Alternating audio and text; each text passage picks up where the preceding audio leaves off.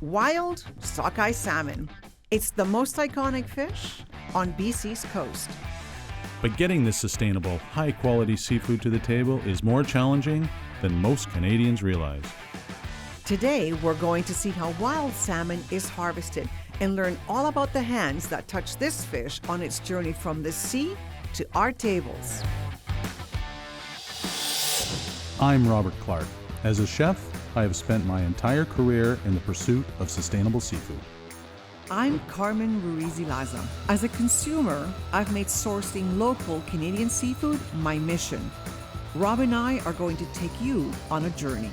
We're going to meet the men and women that bring the sea to our tables. Dig in, let's go. Rob and I are in Port Alberni, British Columbia. Located on the west coast of Vancouver Island, this community is famous for salmon.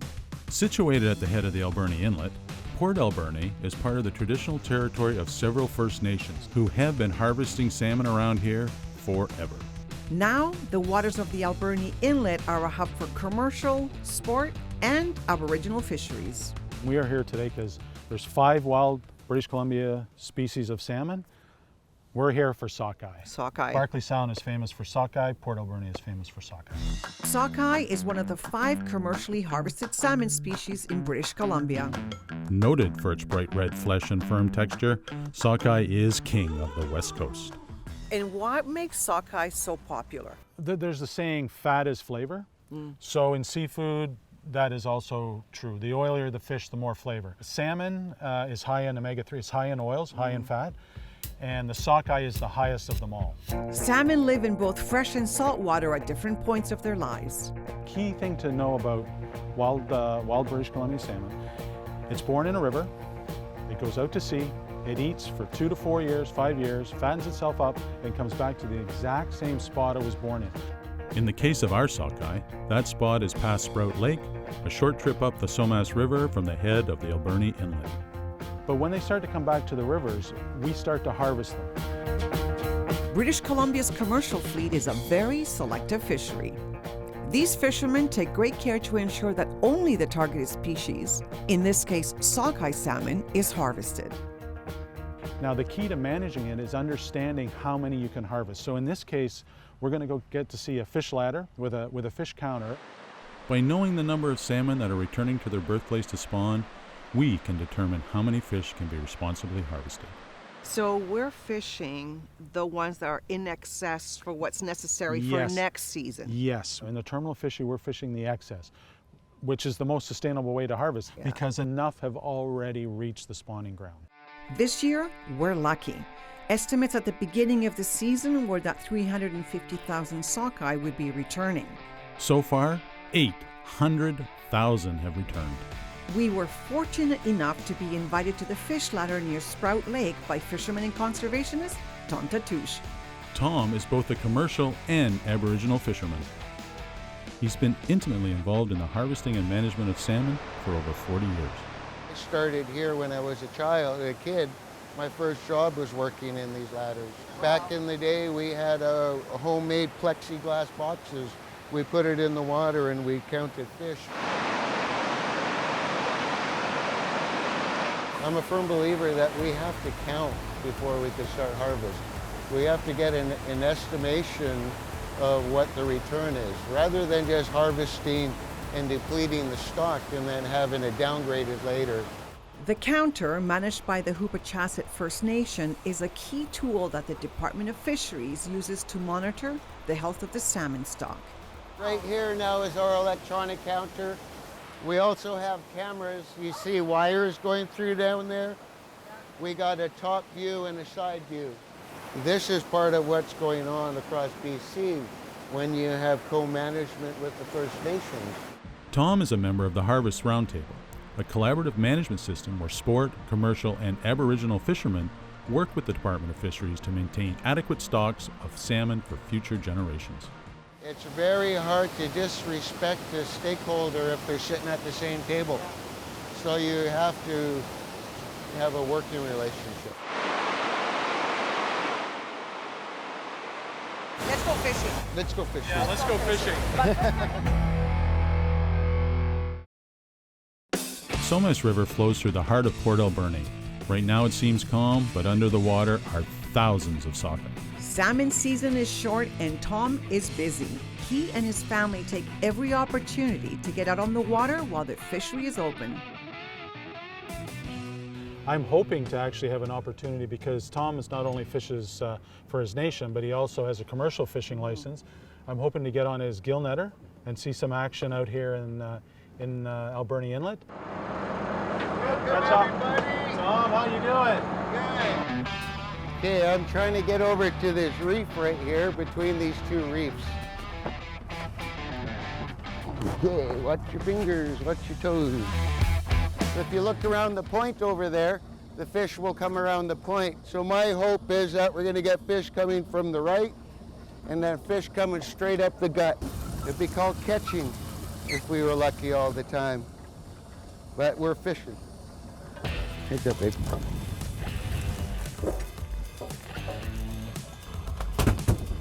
That's my kids on that boat. They've been fishing with me ever since they were children. Both of Tom's boats use a type of commercial fishing gear called a gill net. The gill net is dragged behind the boat with lead weights and floating corks to keep it in place.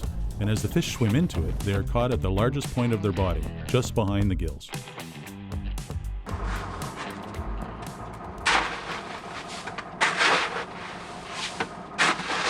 Barkley Sound is I believe, the poster child for the BC coast. I've been in it since I was almost 50 years, so I know what the industry is capable of.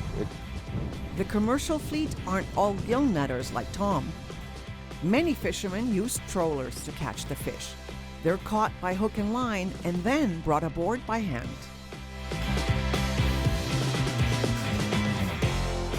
Other boats use seine nets to harvest the catch. We use purse seines here in BC for salmon, and essentially they make a big circle with a purse seine, and then they draw the bottom in, and it captures all the fish. Using a net kind of sounds very detrimental, but in a purse seine it's not, because they draw it up and then that allows them to braille the fish out. The fish are still alive, swimming around in this enclosed space.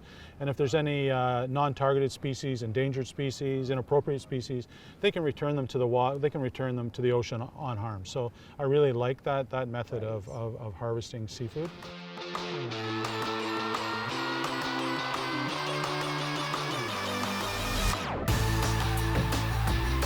I wasn't about to let Rob have all the fun, so we joined Tom for a ride on the river.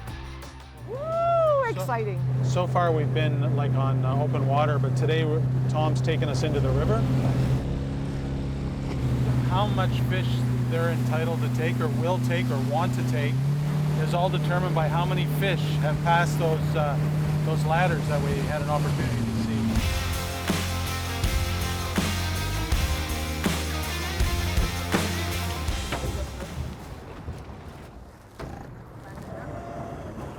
Am I clear?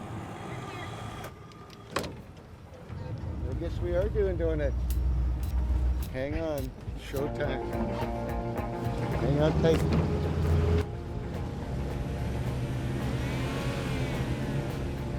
Okay, so I'm just guessing here. Wow. But what I would suggest is he's scaring the fish into the net. Lots of fish. We got fish in here. Yeah. I've seen gill netting before, but I've never seen it done like that. Oh my God, 1, That's a 2, very 3, 4, big- 5, 6, 7, 8, 9, 10, 11, 12, 13, 14, at least And there's a 15 little fish. black guy. This is like, Drum it. We'll go to the beach, clean it. And that's how the tatouches fish.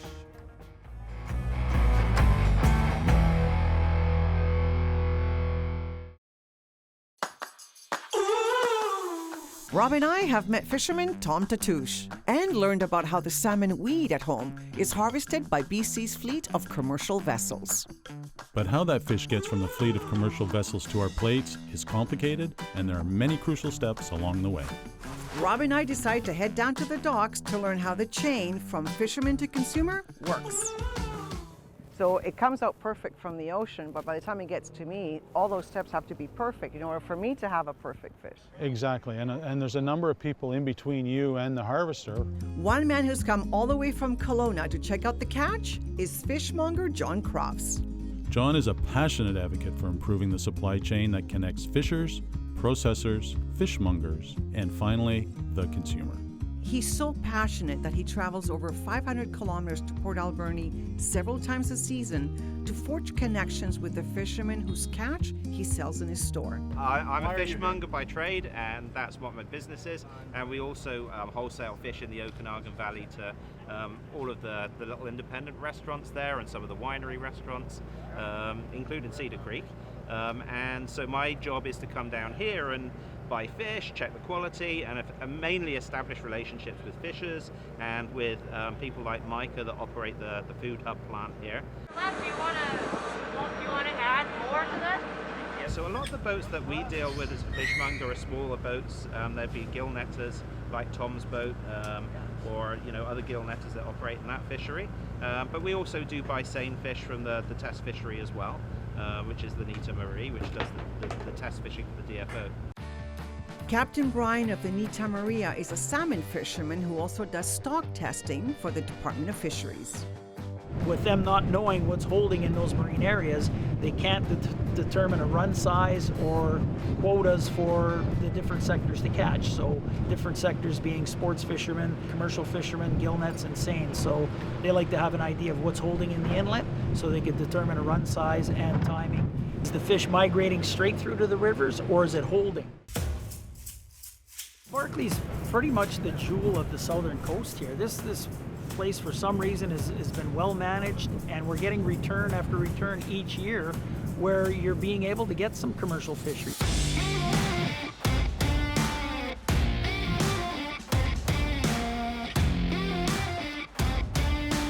The fish that we bring to the dock today will be transferred to Micah with Effingham oysters.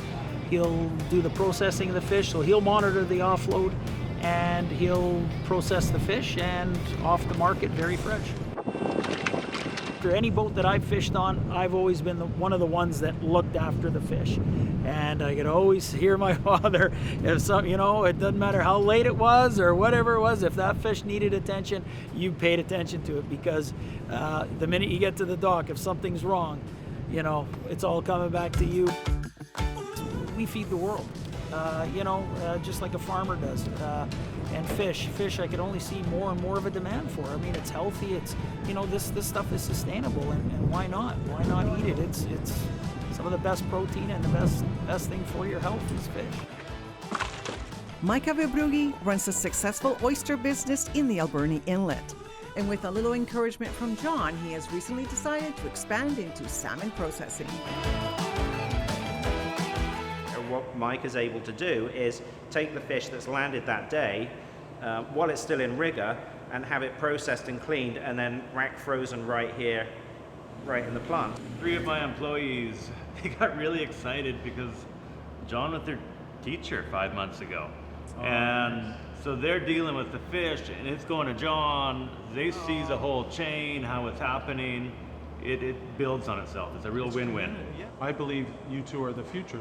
Your two relationships is fundamentally the most two important relationships that will help us move us forward, to have secure access to high quality, sustainable, well-managed fisheries. And there is a network of fishmongers across Canada that all do a great job. Rob's in Edmonton, and Dan's in Toronto, and Hannah's in Halifax. And go see your local fishmonger. In the Okanagan, we've got 3 or 4 really good fishmongers. So if they're in your local area, go support your fishmonger. Seeing how the chain connects fisherman and consumer, I'm convinced that we shoppers should go to our fish counter and look for Wild BC seafood.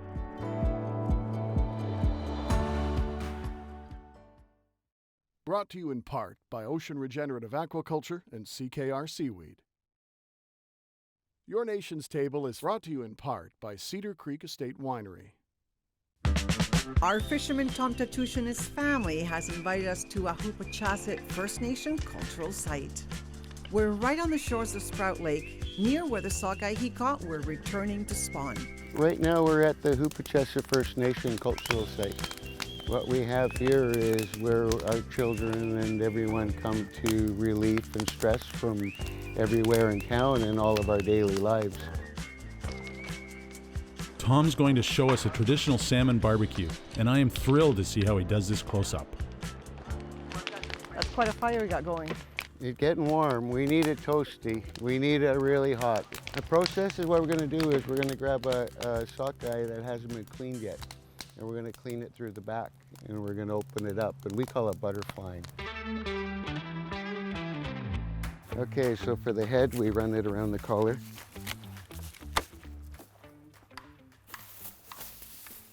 And once again, we're just going to use the backbone as our line. Okay. Now the first one we just push right through. The next ones you just use the bones as your guide. Now the next ones we're going are those belly bones that the chefs pull out all the time. Now we're going to turn around and the cutting you're going to hear of those bones. And we're going to go all the way down to the gut. And there we go. Yeah, that's the bone that you're taking off? The back bones and the belly bones. You can see there, wow. This was a female, right? And when do you know when to stop? Well, I guess you leave about an inch, I guess. I'm going to leave about an inch or two, and I'm going to turn around and cut that, and that's going to help it hold it onto the stick rather than open meat and flesh. Okay. So here we go again. Leave the tail. We got what we need. This is what it looks like on the done. Beautiful. Now Wow, that's that's an open perfect. butterfly.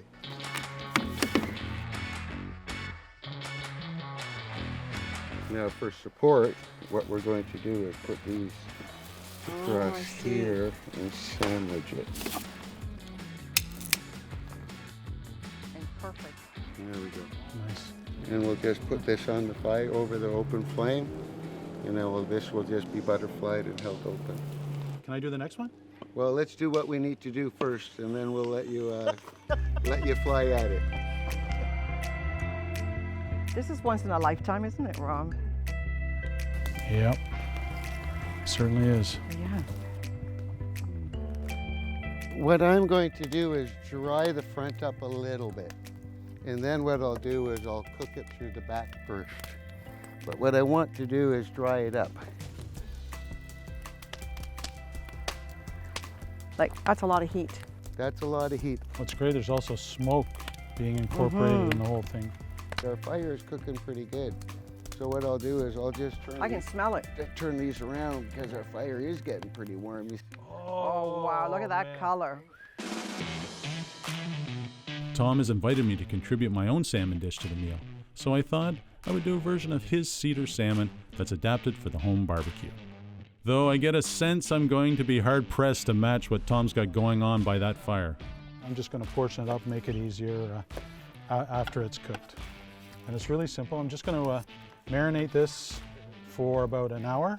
And what I've done, I've mixed it up. I have some soy, some hoisin sauce, a little bit of sesame seed oil, and grated fresh ginger. And that's all. That's all that is. It's very straightforward. And I've flaked up a little bit of seaweed. This is from Ocean's Regenerative. And I add this to potatoes, I add this to anything. But seaweed adds umami to the dish. Oh, okay, it smells so I'm going to put divine. this on the barbecue, on the grill, 500, 550 degrees, Perfect. and then we'll be ready to eat. Yours is almost ready? I'm getting close. Okay, yeah. because Yeah? mine's I'll going go to take 7 minutes.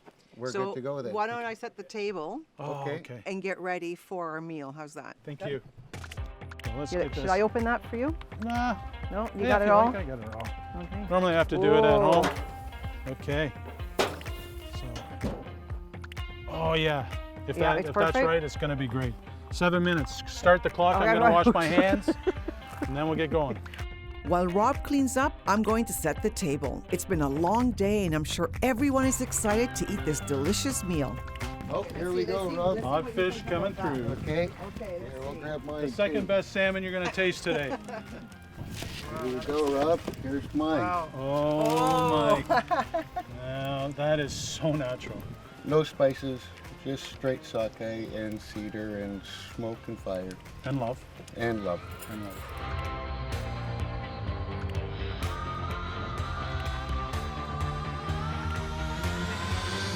Isn't that wonderful? My God. I got two more to take off. John, would you care to pour some wine for us? Oh yes. Cedar Creek. Yeah. Chardonnay. Yep. It's my favorite so far this summer. Like, it's my favorite this summer. First of all, I wanted to introduce my Tatouche family. These are all my children, my nephews and nieces, and my sister's here. But this is my family. My two kids fish with me. They've worked with me ever since they were youth. We rely on this, we need this, and this is what we do. So thank you all for coming. You know, thanks for all being here. You know, this is the final product.